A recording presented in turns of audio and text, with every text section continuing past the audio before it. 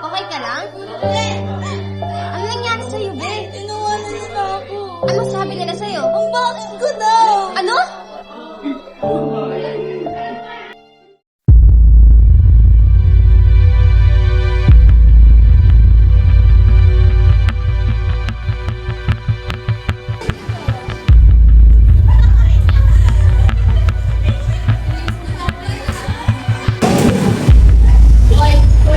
Ano naman mo kasi kasi pinagkakawalan yung kaibigan ko? Really?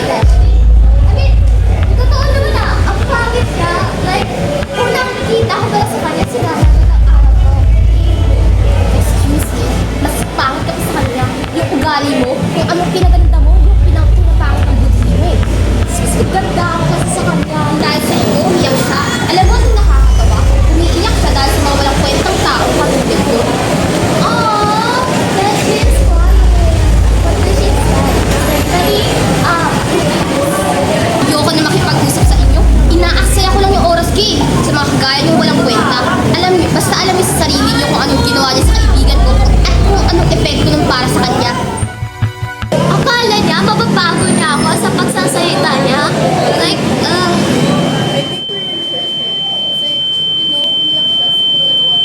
hindi naman natin kasalanan na napaka-supportive lang. Well, hindi naman kasi talaga yung ginawa natin eh. Basta bahala kayo dyan.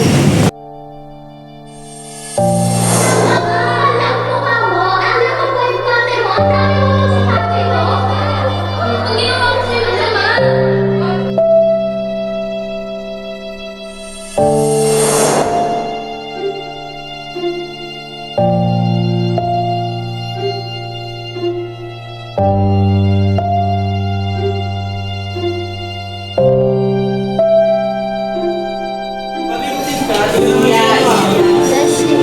I wanna say sorry. I'm really sorry. I apologize for everything.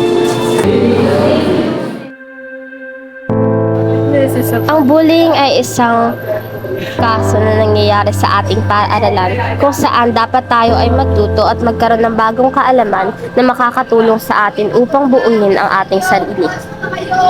Ang mga biktima ay nagkakaroon ng isang malaking pagbabago dahil dito. Paminsan-minsan, ang bullying ay nagbibigay ng dahilan sa kanila upang lumayo sa mga tao. Ang mga nambubuli ay paminsan-minsan ay may malaking rason kung bakit nila ito ginagawa. Minsan dahil sa paligid na kanilang kinaroroonan o sa pamilyang meron sila. Ang mga nambubuli ay isa rin dating biktima nito na hindi nagkaroon ng boses upang protektahan ang kanilang sarili at iparating sa iba na sila'y naghihirapan. Lahat ay kayang magbago. Bigyan lang natin sila ng pagkakataon at tulungan na sila'y kilalanin ang sarili nila at mahalin ito upang matuto silang mahalin ang ibang tao.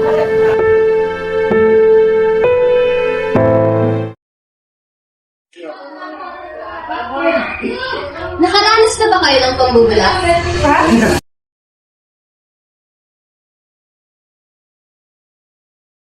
Crowded hallway of the loneliest places, outcast and rebel, or anyone who just dares.